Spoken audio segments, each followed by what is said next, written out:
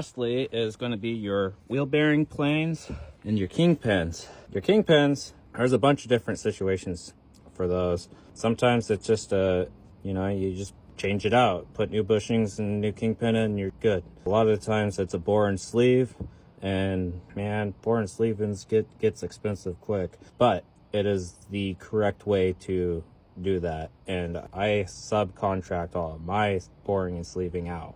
There's a couple different kingpin kits that you can get as well. I do not recommend getting the quick kit. It's made of steel.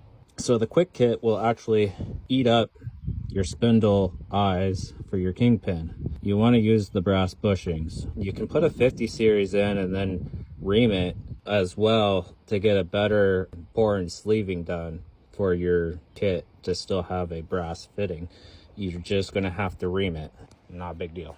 Then your bearing plane is one of your most important, because unless they got the laser, I don't know anything about the laser picture alignment gear, but I do know the gear you put on the wheel and you have a laser and you point it at your flag, and you point it at your flag is the most accurate way to get the best possible alignment. And that's why I go through the guy I go through.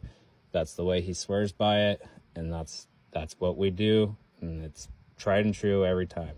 You cannot get an alignment done if your bearing plane is not correct.